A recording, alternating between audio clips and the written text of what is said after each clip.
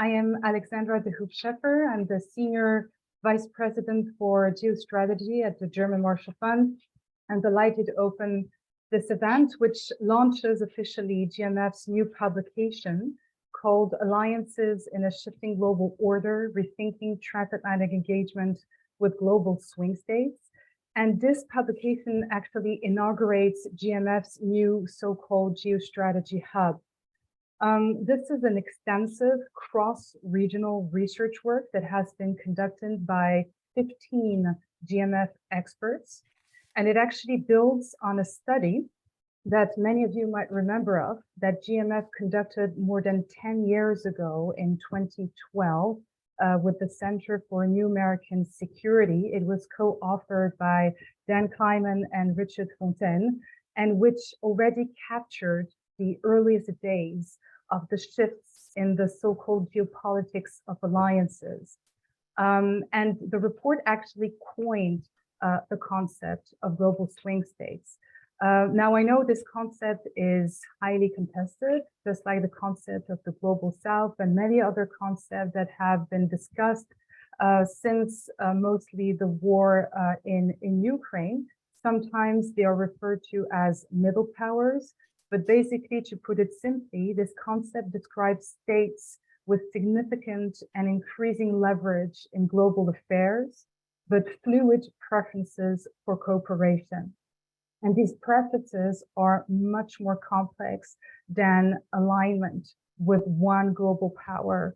And this study actually refrains from asserting that a swing state could be flipped. Instead, we introduce the concept of a swing range, which acknowledges that preferences for cooperation can shift.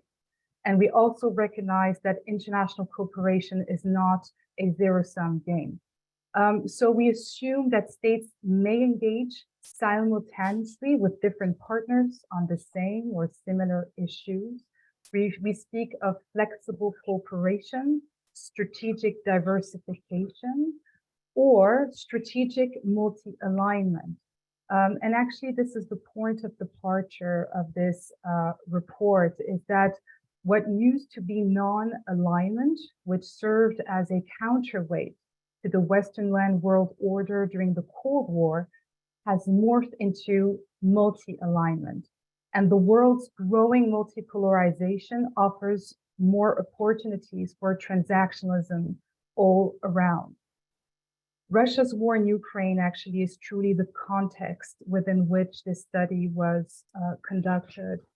It has drastically accelerated these already existing trends. Very quickly, the narratives of the West against the rest, or democracies versus autocracies, quickly became irrelevant and even counterproductive, given the many interdependencies between Russia and many Asian, African, Middle Eastern, Latin American countries we'll be discussing today. When you look at Russia's, China's shuttle diplomacy, economic diplomacy, vis-a-vis African, Latin American capitals, you understand that we are today in a period of geopolitical transition, and that this therefore demands a rethinking of American and European international statecraft and the way we engage with these different states, right? Because you can just see how these regional middle-sized powers, because of their growing global geopolitical economic reach, are playing an increasingly pivotal role in their respective regions, but also in shaping policies on key transnational issues like climate change, but also assuming a much more active role in crisis diplomacy. When you look at Brazil's recent proposal to mediate along with China and the United Arab Emirates an end to the war in Ukraine, you look at China's 12-point framework for peace. These are just two examples. You turn to Turkey and you see how Turkey has been quite successful in securing a deal between Russia and Ukraine to export grain, etc. China's brokering of an agreement to reestablish diplomatic relations between Iran and Saudi Arabia. And so the aim of this study is truly to come up with a few concrete policy recommendations. We try to be as critical as possible, both on the concepts, the way we frame this new geopolitical environment, and the way we actually implement both European and American policies. So the way we structure it is in three parts. We have been first setting the scene, obviously, number one, the Russian war in Ukraine, the China-Russia axis, but also deconstructing the myth of the monolithic global South. Secondly, we have been focusing on the foreign policies of 6 key states: Brazil, India, Indonesia, Saudi Arabia, South Africa, and Turkey. And this really offers a deep dive into their alliance strategies and their preferences for cooperation with the United States, with Europe, with China, with Russia, but also with other partners from different regions. And we have divided these patterns of cooperation in 4 different policy realms: 1, security and defense; 2, economics and trade; 2, technology; and then the international order and the multilateral order. And so with that, I want to also just precise that we have also supported the text and the research with some quite innovative interactive graphics that map the alliance strategies of these 6 different countries by topic. And so we'll be showing you a glimpse of what it looks like before the Q&A session. But I really invite all of you who are interested in that topic to have a look at both the publication, but also the GMF website, because you will be able to play with the different graphics that display what we call the swing ranges that reflects the different states' preferences for cooperation with specific actors. So it will really give you a concrete and interactive idea of how this plays out. I'm very happy to leave the floor to my colleague, Ian Lesser, who's based in Brussels, and who is actually the author of this excellent piece on the Global South, and who kindly accepted to chair and moderate the conversation. So thank you all for joining us. Thank you for the speakers for joining us as well. And Ian, happy to leave you the floor. Alexandra, thank you very, very much for the introduction, but also for the opportunity to contribute to this report. I mean, it is, as you say, a really wonderful exercise on many levels. First of all, because the themes are extremely important, but also, if you'll allow me, because it's allowed us to bring together some wonderful colleagues inside GMF, but also collaborators from outside. And today we're going to, just to give you a little bit of a roadmap to what we're going to do, we're going to have 3 of the authors of the country studies brief you very, very quickly, in a very concise way, on some of the key findings related to India and Turkey and South Africa. And then we're going to open it up to all of you for a Q&A, and you can use the chat, actually the Q&A function in Zoom in order to do that, and I'll keep track of those, and we'll save a good 15 minutes at the end to get to some of those questions. But I'm also very delighted to introduce to you the authors with us today to brief you. First, Garima Mohan, a senior fellow based in our Berlin office, to talk about India; Özgür Ünlühisarcıklı, who is the director of our Ankara office, to talk about Turkey; and Ambassador Len Ishmael, a distinguished fellow with us in Brussels, to talk about South Africa. And so, Garima, if I could maybe to start with you, tell us some of the key findings related to India. Sure, happy to do that. Thank you for the opportunity, and welcome to all of you joining us for the webinar today. So I'll talk about our India chapter, which is extremely interesting, not just because I work on the country, but also because how India is positioning itself in the different polls that we have seen emerge over time. The Indian foreign minister, when he was speaking at the Bled Forum in Slovenia, made a very interesting comment. He said the dichotomy between the West and the East doesn't exist anymore. These are all categories and all ways of looking at the world. And India is sort of trying to bridge the West and the global South. And I found that quote to be really interesting and perhaps shows you the state of mind of Indian foreign policymakers. And I'll use that as a segue to share some of the key findings on India.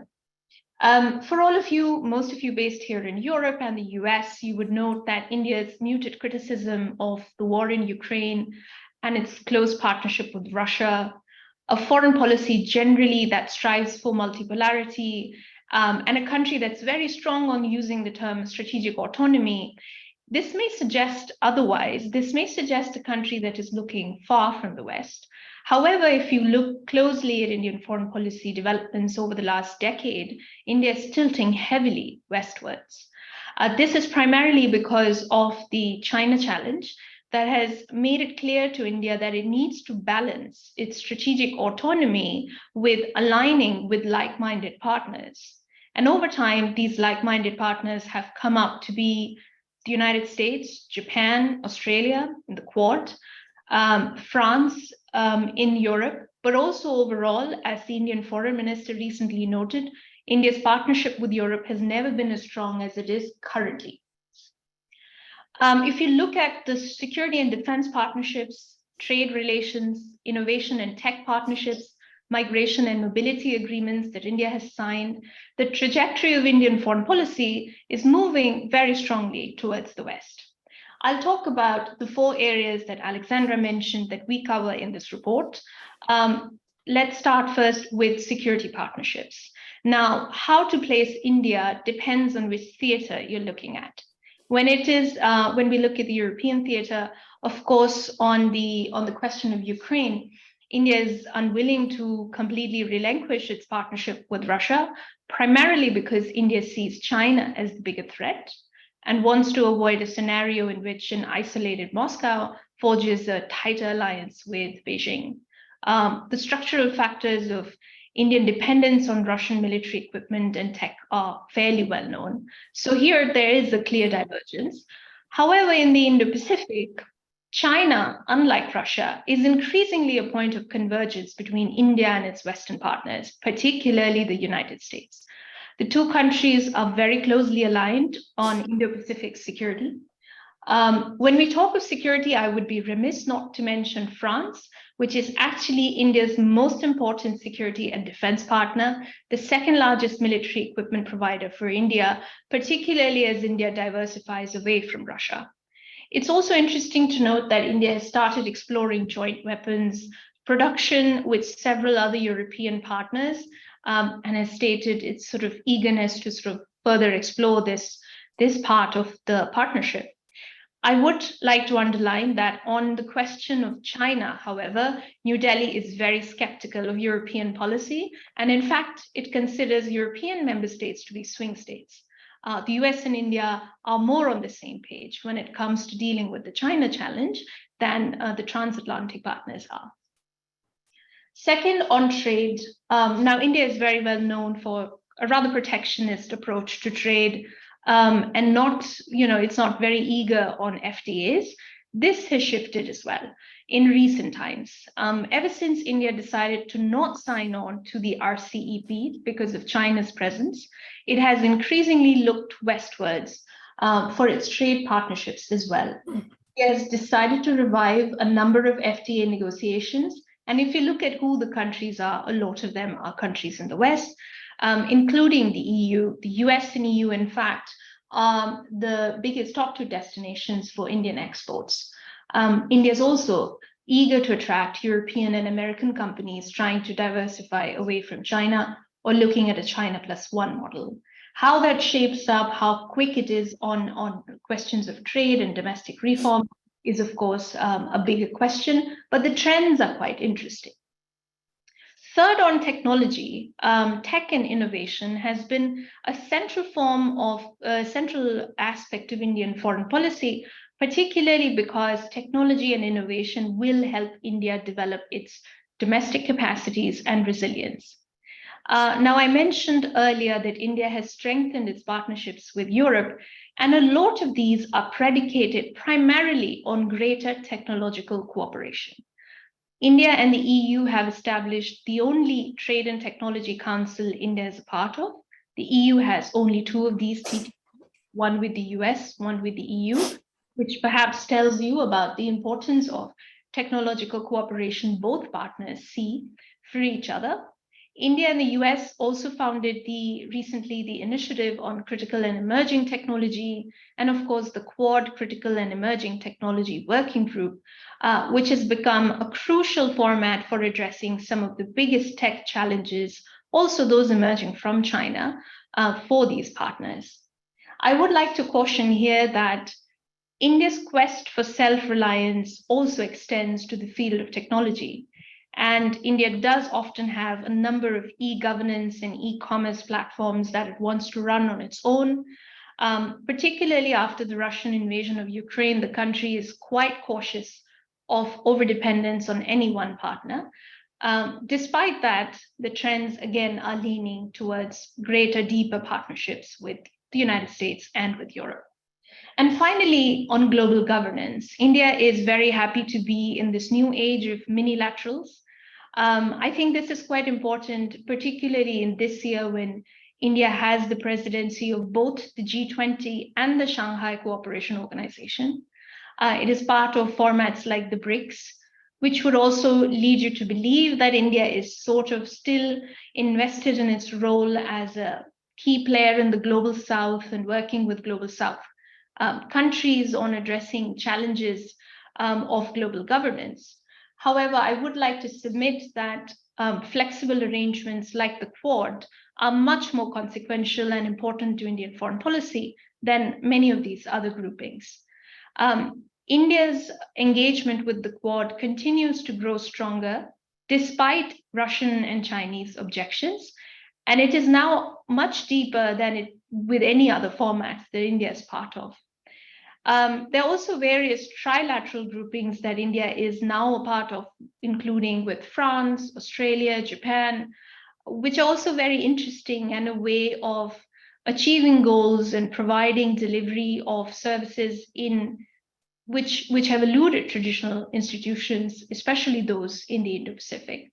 And these sort of different permutations and combinations of partnerships that India is in are very telling, and it's quite interesting to see the names of certain partners repeated over and over again, particularly the United States, France, but also many other European countries.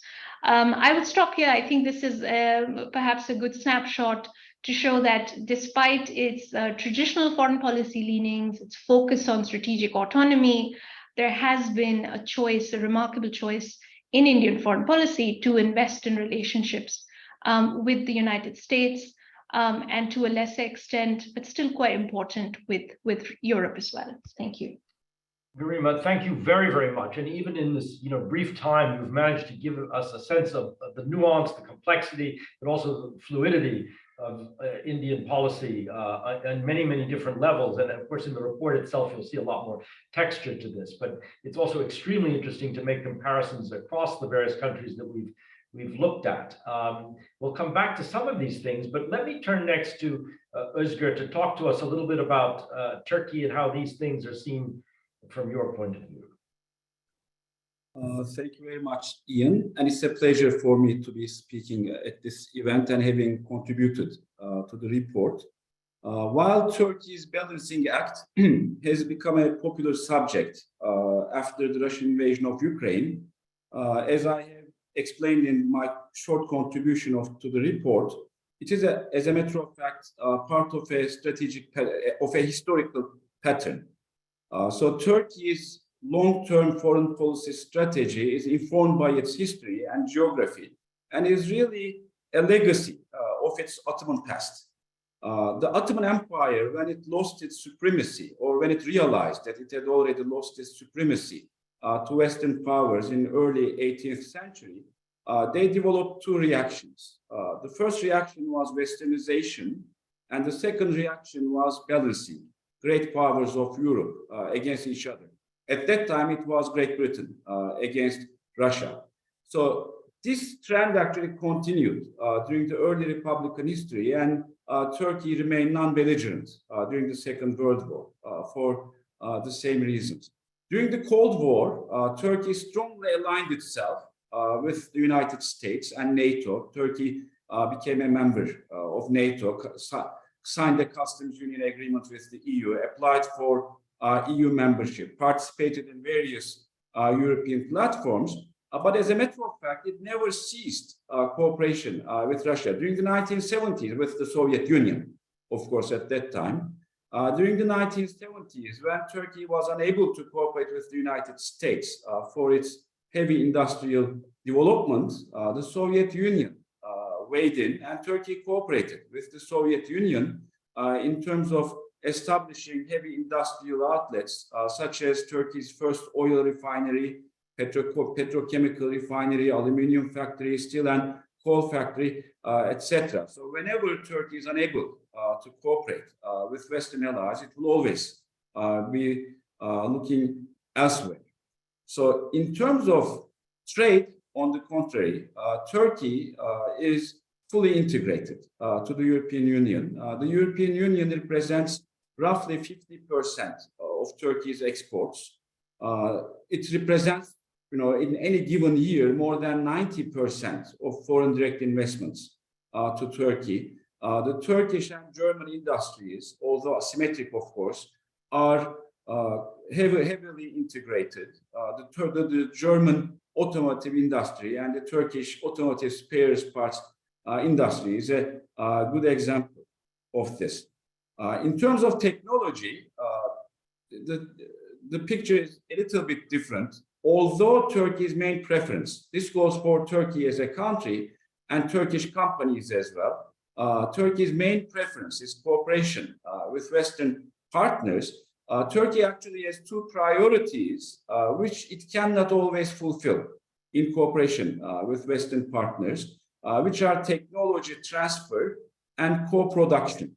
So whenever Turkey wants to transfer technology but is unable to do so in cooperation with transatlantic partners, and there's someone else who offers Turkey this opportunity, Turkey will not say no. The Özgür deal is one example. The Russian nuclear plant, and I'm saying the Russian nuclear plant in Turkey because it's not a Turkish nuclear plant, is another example. Turkey cooperating with China in terms of developing its digital telecommunications infrastructure is another example. But again, still, despite these recent developments, the United States and the European Union are actually accounting for most of Turkey's technology and technological advancement. In terms of international order, I can say that Turkey is a strong supporter of the international rules-based order and multilateralism. Having said this, Turkey is also a critical voice towards the current structure of the United Nations. President Erdogan has coined the phrase, the world is greater than five, making a reference to the 5 permanent members of the UN Security Council. So Turkey is advocating for reform of the United Nations in terms of greater representation. So to make a summary, I believe that, and as also my contribution highlights, Turkey is, as a matter of fact, strongly allied with the United States and the European Union on different issues, with the United States in terms of security and international relations, with the European Union in terms of security and in terms of technology and trade. It is nevertheless in a pursuit of diversifying its relationships towards the eventual goal of, and this is a goal that Turkey may never be able to achieve, but in pursuit of strategic autonomy, as Garima has said about India. And this is a historical pattern based on structural factors that is not specific to the current government in Turkey. Özgür, thank you very, very much for this. It also is an interesting, your remarks are interesting in many different ways. Among the 3 authors with us here today, we have many different policy settings, but we also have very different geographies. And now, Len, if I could turn to you to talk about South Africa, there is, of course, also in this report an analysis of Brazil. And one is struck by the fact that distance matters, that geography matters, and a sense, especially in relation to the current conflicts, animating conflicts emanating from the north, a desire perhaps to hold these at arm's length. But I won't say too much because, Len, we want to hear from you about South Africa. Over to you. Thank you so very much, Ian and Alexandra. It's very good to be with you guys, and I'll take this off because I'm actually hearing echoes. But I agree with you, Ian. These are most interesting times. And I think perhaps when we look back at this period of history, might turn out to be among the most consequential since the end of the Cold War. At least this is my view. We can always discuss it at some other time. But there are a couple of observations that I'd like to make with respect of South Africa. The first is the sense that South Africa does not portray the regular characteristics that one would hold on to in terms of a classic swing state. It has stayed true to very many important principles which guide its relations with other states. And these are embedded in its DNA as a modern state, which can be traced to the period of new state building that followed decades of apartheid and a transition to democracy in 1994. Today, South Africa is no longer a Western outpost at the very tip of Africa. It identifies with the rest of Africa and countries of the global South, and that is unequivocally the markers of its own statecraft. We see this reflected in various modalities. For example, though South Africa shares very important economic relations with the West, after all, the United States and Germany are its second and third most important trading partners. After China, shares of trade with the BRICS are growing, and the country shares deeper political relations with its African neighbors, with its BRICS fellow members, and the rest of the global South. Like its fellow BRICS members, Brazil, Russia, China, and India, as well as members of the Shanghai Cooperation Agreement organization, both groups of whom since 2022 have a very long list of countries lining up to become new members, including Arab states such as Saudi Arabia, Egypt, and a slew of others, and NATO members, Turkey, and others of the global South. South Africa is committed to a redesigned global order, like Turkey, very critical, one based on a diffusion of global power and multipolarity, sharing a worldview that current global order is no longer representative of the world today. Now, we see this approach reflected in the country's advocacy for multilateral institutional reform. Quick examples. South Africa led the call for the waiving of intellectual property rights in November 2022 to deal with the bottleneck around the issue of vaccine production and distribution. With Africa, the rest of Africa, India, and Cuba, South Africa has championed a package of reform of the WTO, pushing for an institutional reorientation that promotes development and inclusivity and the rights to development. South Africa has also long led the call for reform of the United Nations, which it sees increasingly bypassed by the Ukraine-Russian conflict as that continues. South Africa makes the point that it wants a rules-based world order, but critically, one in which the rules are consistently applied, and one in which, as the Minister of Foreign Affairs put it rather delicately, the rules do not change when the referee no longer likes them. And though the state espouses a foreign policy based on non-alignment and follows a very early ANC dictum, which eschews military alliance with any single bloc, on closer examination, however, we see that South Africa's interstate relations are more akin to a multi-alignment strategy, as pointed to previously when Alexandra was speaking through the opening chapters of this new publication. And a quick example, which is a rather interesting one, of this issue of multi-alignment can be seen in the joint naval training sessions conducted by South Africa, Russia, and China in February this year, around the very time of the first anniversary of Russia's invasion of Ukraine. And in response to a whole barrage of criticism, South Africa's Minister of Foreign Affairs again spoke to those drills as a normal extension of relations among friends. Now, she has a point. The fact is that South Africa has held the same type of training sessions with the United States in July 2022, with Germany and France just before that, with India and Brazil every 2 years, and again with Russia and China in 2019. What we see is multi-alignment and hedging strategies, all in practice. Loyalty to old friends is also very important. While countries of the West supported the apartheid regime in place in South Africa, Russia, Cuba, and many other countries of the non-aligned movement of the 50s and 60s fought to overturn that regime, and South Africa does not forget. This plays out in the current conflict in Europe. While 50 mainly Western countries with about 18% of the world's population are implementing sanctions against Russia, a group of about 120 to 130 holding the bulk of the world's population and increasing shares of global wealth have remained cool on the idea, and this includes South Africa. Let's take a quick look. While voting in favor for territorial integrity at the UN General Assembly, South Africa has abstained from any voting which denounces Russia.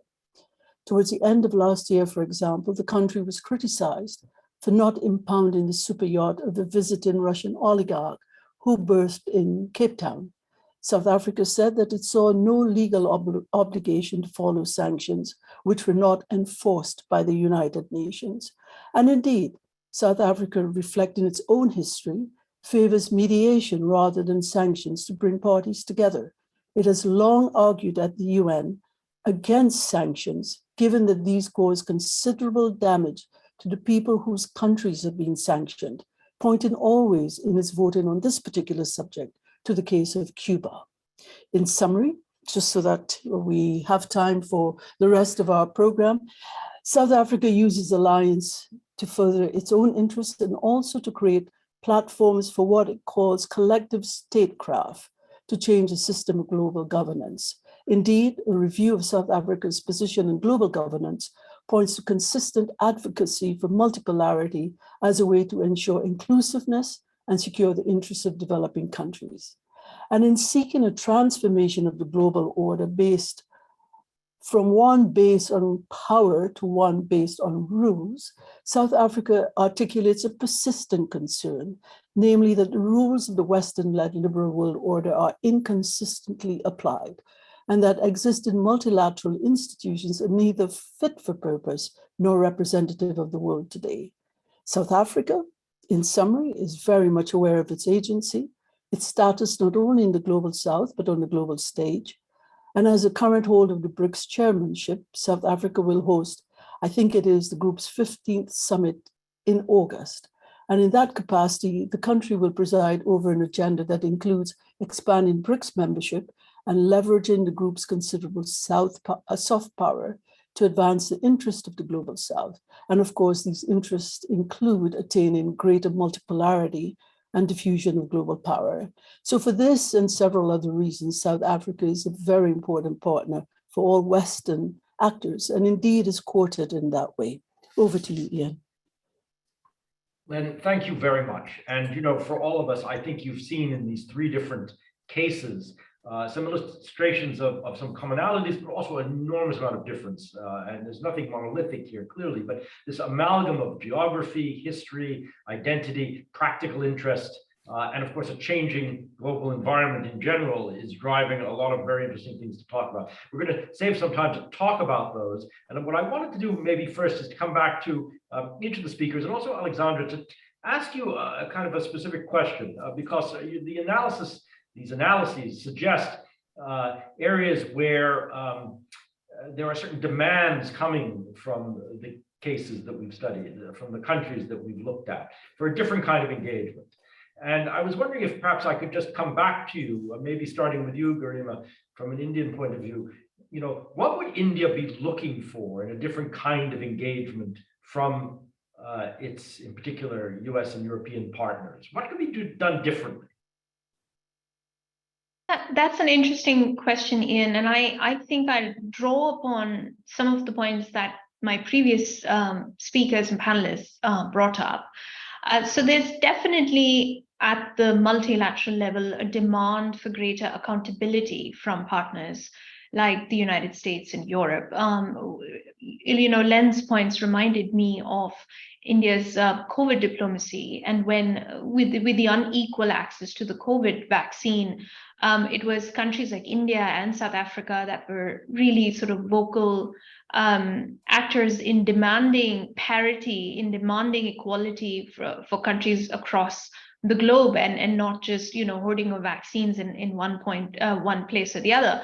So there's definitely those demands from US and Europe of working towards a more equitable, just global order, whether it is in the case of COVID response, further emergencies, climate, that's a very important one as well. Also, the health of the oceans, and particularly the Indian Ocean island states and others that face an existential threat from the sort of advocating for other countries of the global south. That is and has always been a very important part of Indian foreign policy plank of it.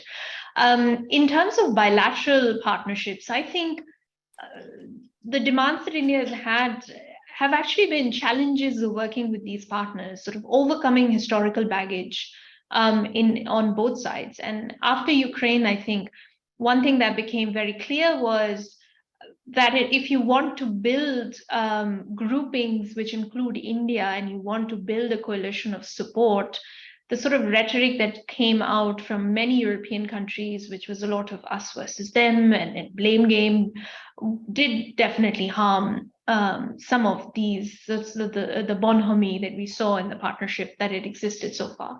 So I do think that in that sense, there is still room for understanding where India's position comes from, what is the historical context that it is located in, and what are the roots of its foreign policy. For a lot of us observers, it was not a surprise that India did not condemn Russia publicly and very openly, but it seemingly still was for a lot of European partners who have been dealing with India for very many years. So I would say that those are the two sorts of demands, one at the bilateral level and the other at the multilateral level of these partners. Garima, great. Thank you very much. And Özgür, very briefly, from your perspective, what is Turkey looking for in terms of engagement, something different in this new order that we've been discussing? Yes. Ian, very briefly, first of all, Turkey wants to be included. So Turkey has this pursuit of becoming Western, and it wants to be included in the Western platforms, but it also wants to be included in the decision-making mechanisms. It wants its voice to be heard, at least when decisions are being made. This is one. Second, I think the black or white approach, or you're either with us or against approach, doesn't work with anyone, doesn't work with Turkey either. I mean, there will always be issues that it will be tough for the United States or Europe to cooperate with Turkey on, but then there will be other issues where cooperation is more likely. I think we should be able to make a distinction between the two. And third, I think Turkey has this perception that its own national interests are being overlooked when decisions are being made in Washington or Brussels. So Turkey basically is hinting that it also has national interests, and it can cooperate better with transatlantic partners if Turkey's national interests are accounted for. Thanks very much. Len, for South Africa, what are South Africans looking for in this new order? I would say, Ian, just to echo a sentiment expressed by one of my co-panelists, the whole issue of multilateral reform, multilateral institutional reform is a very, very, very important one, one which we should not underestimate at all, because at this current time, because of a certain sense of exasperation with the current system as it is, you find that many in the global south are very actively participating in building new institutional architectures to serve their needs. A complete fracturing of the world as we know it is really and truly not in anybody's best interest. So I think having frank conversations about the way in which this reform needs to be taken seriously and on board with conversations dealing with countries from a point of view of mutual respect and dignity is really completely the number one thing that I would consider. And secondly, the need for partnerships which are genuine ones, not those which are condescending anymore, but partnerships which genuinely take into consideration the priorities of development of the others, so that South Africa has said it continuously, that there is no more space for the kind of representation of the North being more equal than the South, or East versus West, but conversations which are based really truly on prioritizing the needs of countries in this world as we move together. Len, thank you very much. Alexandra, let me come back to you, because the report itself actually talks in the end a good deal about, with recommendation, what could be done, different ways to engage with swing states from the point of view of the United States and Europe. Just share with us maybe some of the conclusions from that work. Sure. Well, building on what my colleagues just presented, what stood out is actually 5 core strategies. One first, and this is really related to everything that has been said, is to broaden and diversify American-European partnership with these states to address a wider range of topics of mutual interest. And we also need to accept a certain compartmentalization of these relationships, a lack of cooperation in some areas, or a disalignment on the war in Ukraine should not prohibit collaboration in other domains. That's number one. Number two, and this was raised by Garima a lot, we need to also show greater flexibility in existing and new alliances. Washington must adapt to achieving foreign policy goal without the formal alliances that served as the bedrock of the US-led world order, and really take a realistic look of how alliances are being redefined. And we also need, I think, to be realistic of how other powers are perceiving us. When you look at how India, China perceive Europeans, I'm French sitting in Paris, they see actually many European countries as swing states, because European countries rarely limit their engagement on a given issue to one partner. So we also need to be realistic of our own policies. Third is we need to not force a choice in this power competition between the US and China. And in fact, one rallying, I would say, narrative and factor of these different countries we've been discussing about is that they want to escape from the binary narrative and the binary logic that is being imposed by the so-called US-China competition. And so let's stop using binary narratives. And as Len very rightly underlined for South Africa, but more broadly, these swing states, we need to come up with a much more constructive foreign policy discourse, one centered around mutual respect for national sovereignty, how to reform multilateral organizations. These are issues that resonate in these so-called global South countries. Fourth, we as Americans, European, we need to reset transatlantic dialogue and policy coordination on and with the global swing states.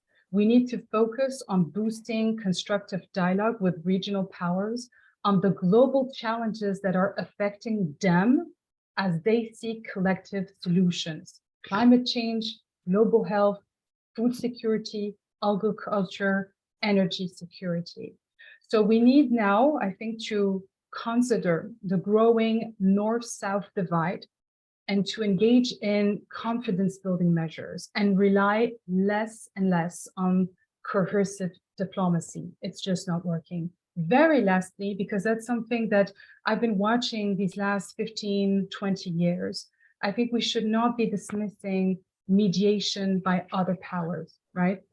This is what I've been talking in the introduction. I think both the United States, European partners should not disregard non-Western efforts to mediate conflicts. And we need to find a way of better articulating these mediating efforts with our own diplomatic efforts. And in fact, and I'll close with that, it's interesting to see how, Joe Biden, but also French President Emmanuel Macron have already recognized the importance of engaging China to contribute to ending the conflict in Ukraine. But, and this is a big but, to ensure that the war in Ukraine does not end on Russia's terms, we need, as Americans and Europeans, with our Indo-Pacific partners, to seize these mediating efforts, to embed them in broader, I would say, trans-regional initiatives. And I would say forums like the G20, the September's G20 meeting in New Delhi should offer an opportunity to do precisely that. I'll stop here. Alexandra, thank you very, very much indeed. And of course, there's much, much more on this in a lot of detail in the report itself. So we encourage you all to have a look at it. We have some time left, and we'd love to have some questions from our audience. We have some already, but do please put some in the Q&A function, and we'll try to get to as many as we can. Let me come to one of the ones that we've gotten first on India. It's from Ian Anthony. And basically, if you'll allow me to paraphrase, it's about India's approach to technology control, export controls,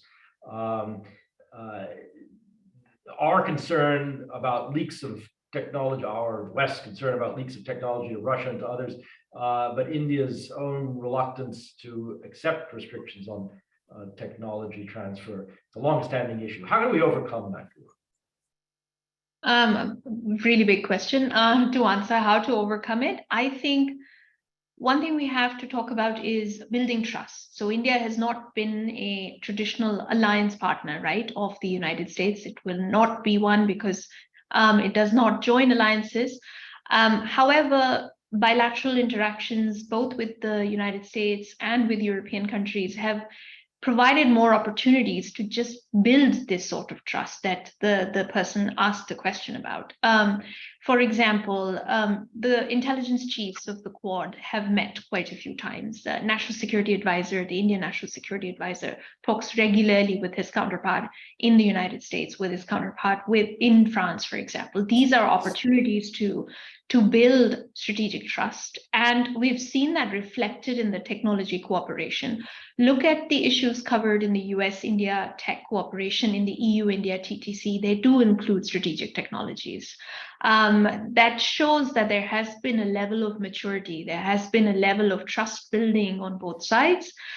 So I think in my assessment, this is not so much of a question now. For India, of course, when it comes to technology transfers, for defense equipment, I think that's a different ballgame.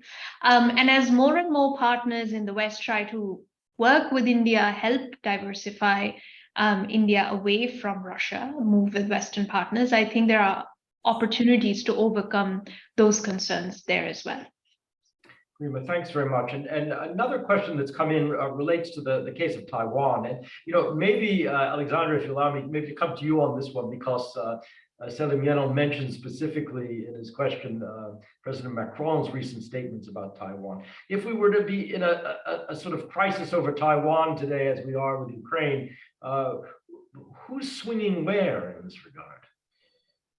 I think this relates to French President Macron's statement, his way back to China, in which I have been trying to explain these last few days. No, I think there is U.S.-European alignment when it comes to the diagnosis, of the challenge or the threat for others that China represents, including militarily in its region. But then when it comes to how approach this big challenge, you have divergences. And this is where you have, Macron's position and other European powers' position saying, it might be an advantage for Washington to have European partners that are not fully aligned with the American policy towards China. And it might be also helpful, and this relates back to our topic of today, when reaching out or trying to build partnerships and alliances with our Indo-Pacific partners, because as we've noticed across the different presentations and the conversation today is that most of these countries do not want to have an alignment either with China or with the United States, but try to keep a sort of balanced position. And this actually resonates a lot with Europeans. In the case of China, invasion of Taiwan, of course, there would be, a transatlantic conversation, what to do. But I think on Taiwan precisely, you would have a much stronger US leadership on that particular issue. But there again, despite Macron's remarks, there is no change in the fact that Europeans, France, want to preserve, the status quo in Taiwan. Then, of course, once confronted to a bigger crisis, how do you react? How will you approach this issue? I think this will trigger a lot of conversations and probably disagreements between Americans and Europeans. Alexandra, thanks very much. Let me pair perhaps two questions that I think complement each other together, one from Clifford Kupchan and one from Nicolau Russo-Perez. Clifford asks, these countries we've been discussing have a lot of agency today. Why? Why is that? What's different in the system today that allows this? What's the difference between this experience today and the previous experience of the non-aligned movement of the G77, which had a limited impact in the past? And then, related to that in a sense, Nicolau asks, do you see any opportunity for a kind of variable geometry within the transatlantic alliance with regard to specific swing states? In other words, how we engage states that now have this increased agency, if that's what it is. So maybe if I could come to you, Len, and then to Özgür to pick up a little bit on this. Len, I think you're muted. Thank you, Len. Yes, thanks, Ian. Just a couple of quick things. I think that in a partial response to the first part of one of the questions, with respect of why now, when the G77 and perhaps the non-aligned movement of before didn't have this power, times have changed.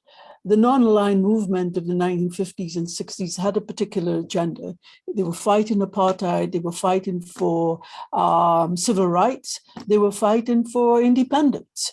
And since this time, a number of those countries have become much more well off than they ever were before. China is a superpower, and China was part of that group. So why now is precisely because much more of global wealth and output is shifting from west to east. In the 1960s, the United States was responsible for 40% of global output. It's now 25%. By 2027, the EU will represent only 11% of global wealth and output.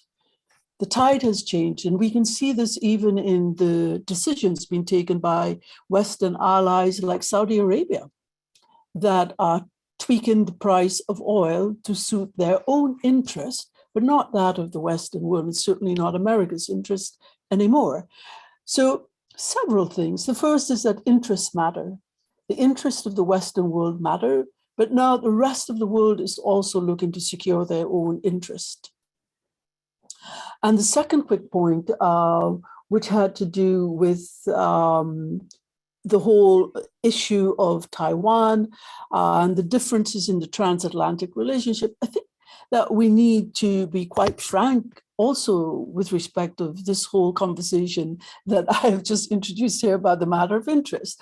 I mean, the United States is a superpower. The EU is an economic superpower that has never attempted to translate that into political power on the global stage per se. They don't see China in the same way that the United States does. We have a rise in power and a decline in power, and we know through history what happens, right? There is this tussle between rising powers and diminishing powers with respect of hegemony. And we've seen this playing out, and the rest of the world, the rest of the non-Western world is quite clear about not being caught up in great power competition. But even Western allies like Singapore have been very, very clear to that point, saying, we look to the United States for security arrangements, but our number one partner with respect of investments and our economic trade and all of those sort of things is China. We will not choose between them. Other countries are seeing all of this in much the same way. They want to secure domestic and regional interests, which increasingly, as Alexandra said in the opening segment, are becoming much more transactional than the traditional alliances that we saw previously. And thanks very much, Özgür. Let me come to you, and perhaps maybe just to extend that into this further question about whether there are kind of specific vocations, you know, in the West, within the Transatlantic Alliance, with regard to specific swing states. I mean, if we were to take Turkey, for example, I mean, is it the European Union? Is it NATO? Is it, you know, do you see the potential, whether it's with Turkey or with others, for specific members or combinations of members within the Transatlantic Alliance engaging in a deliberate way with one or another of the swing states? Thank you, Ian. I mean, first of all, on Clifford's question, there are, I think, two important factors that have played a role. The first one is globalization and free trade, and as Len has said, changing share of wealth around the world that has played a role. But the second role is, and again, as Len hinted, but I'm going to tweak it a little bit, not declining power of the United States, but the perception that a post-American century is emerging. So if you look at these global swing states, they are also early adapters to a post-American century that may or may not emerge. We don't know yet, but those countries are already living in such a reality. So I think that played their role. Now, regarding also, I mean, variable geometry, I'm not sure that Turkey is a typical swing state here. I mean, Turkey is a country that's a NATO ally, that has a customs union with the European Union, which it wants to extend, actually, which it wants to expand to other areas, such as services, public procurement, and agriculture. So for countries like Turkey, further integration, gradual integration to Western structures, groupings, etc., I think is very important. And I believe a third crucial issue is priorities. Like when dealing with these global swing states, as we call them, what are the priorities of the United States and European Union in relation with them? What do they really want from them? And what do these global swing states need? So if you set the priorities right, then as a matter of fact, the West can get what it wants at actually a relatively lower cost.